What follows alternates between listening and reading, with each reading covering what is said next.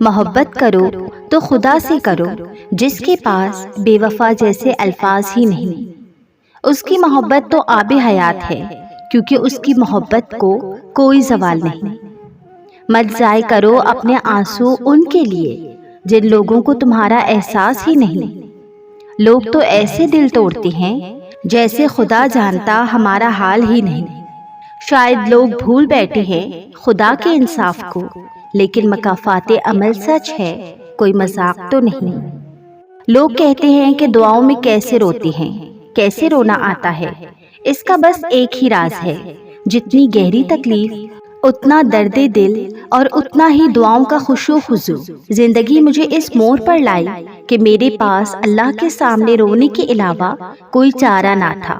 تبھی میں نے جانا کہ ہر ٹوٹنا برا نہیں ہوتا، ٹوٹنے کے بعد رب سے جڑنا ہو تو پھر وہ غم بھی مزہ دیتا ہے۔ آنسو بھی تکلیف نہیں دیتے اور دل بھی سکون سے بھر جاتا ہے۔ اپنے زخموں کو کریدنا اور اپنی قسمت کو کوسنا چھوڑ دیں، یہی درد آپ کو اللہ تک لے جائے گا انشاءاللہ۔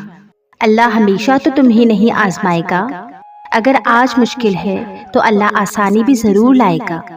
اللہ تمہیں اس تکلیف سے نکال کر معجزوں تک لے جائے گا، تو توکل کرنا، صبر کرنا، اللہ تمہاری ہر بات مان جائے گا۔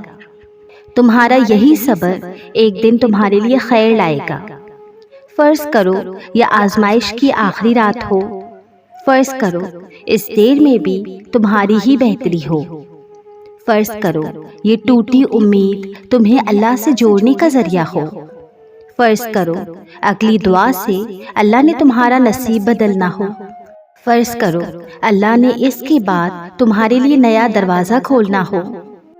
جب کچھ خالص اللہ کے لیے کیا جاتا ہے، چھوڑا جاتا ہے، سہا جاتا ہے، نیت میں کھوٹ نہیں ہوتا، تو اللہ کی طرف سے بھی صلہ ملتا ہے، بندوں کی طرف سے بھی۔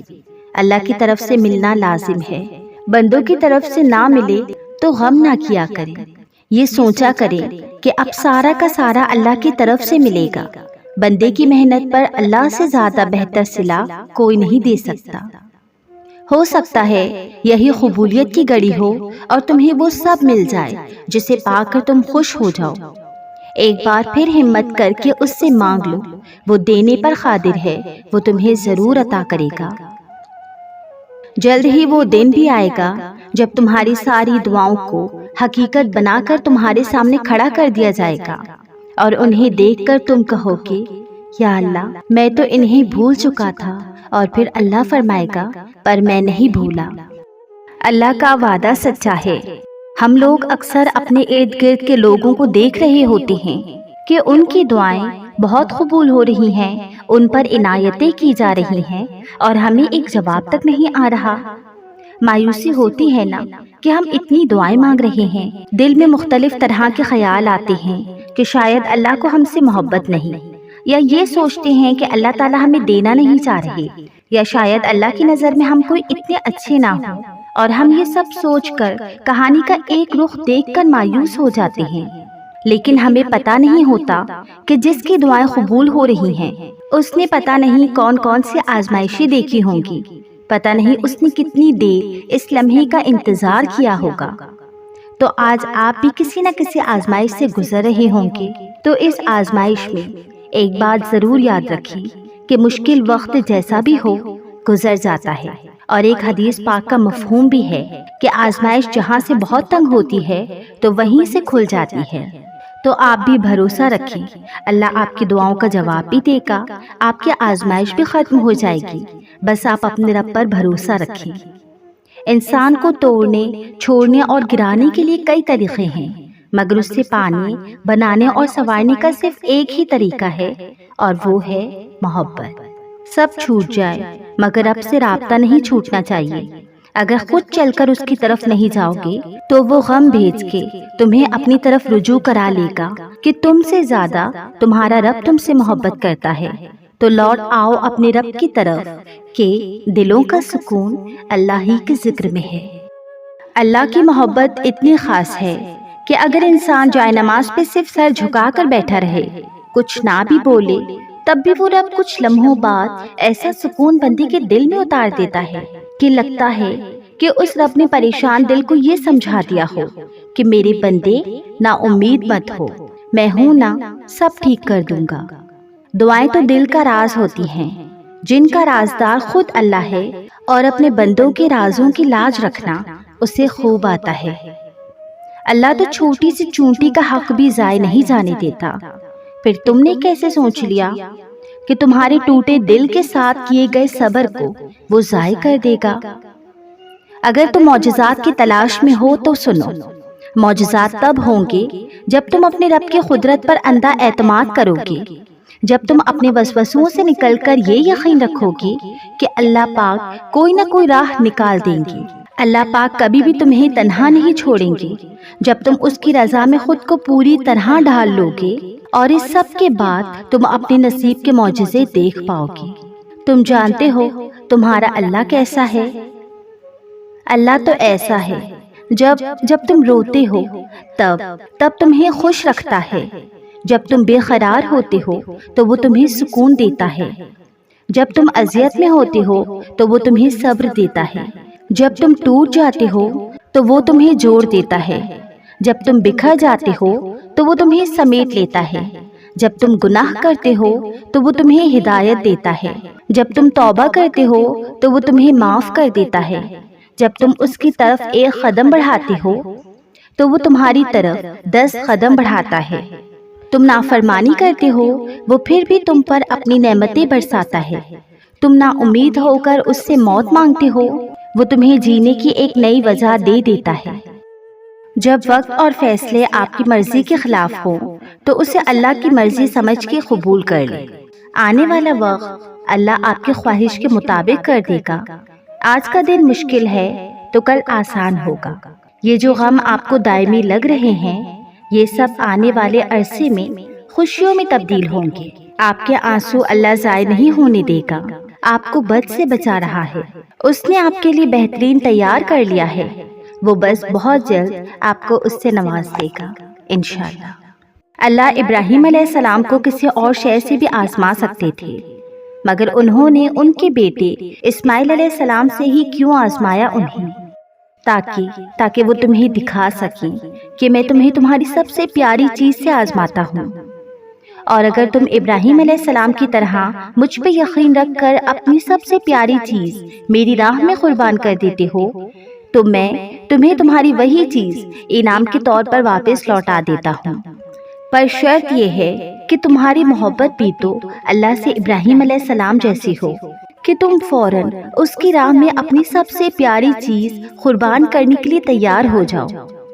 تمہارا توکل بھی تو اللہ پہ ابراہیم علیہ السلام جیسا ہو کہ وہ تمہیں تمہاری طاقت سے زیادہ نہیں آزمائے گا۔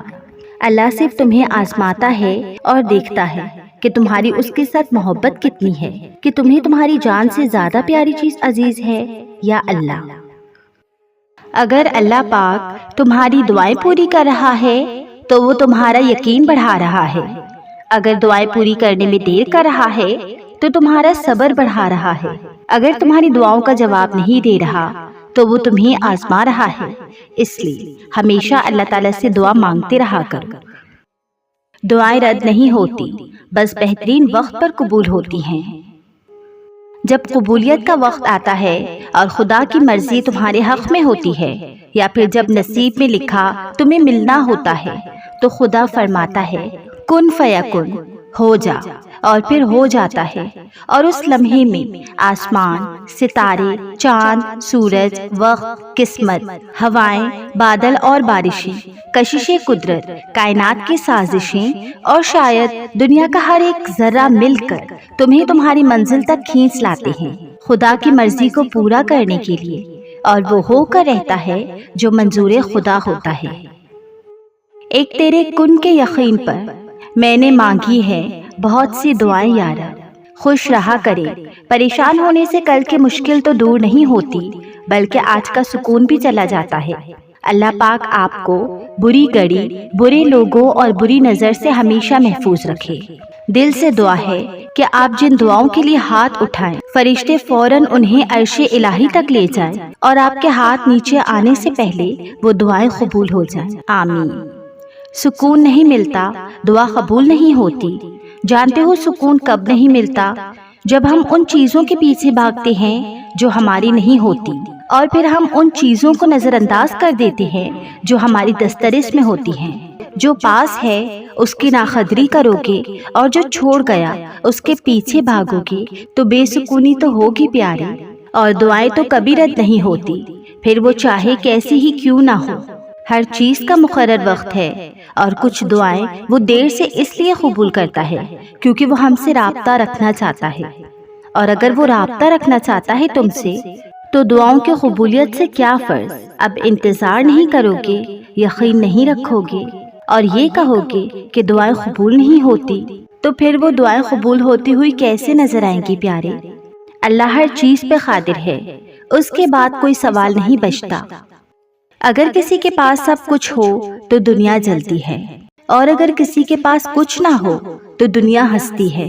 میرے پاس آپ کے لیے دعا ہے کہ جس کے لیے دنیا ترستی ہے، اللہ آپ کے نام میں، کام میں، گھر میں، عزت میں، صحت میں، زندگی میں، مال میں ہمیشہ خیر و برکت عطا فرمائے، اور آپ کو ہمیشہ تندرست اور سلامت رکھے، آمین۔ پوچھا گیا، دعا کے لیے کیا ضروری ہے؟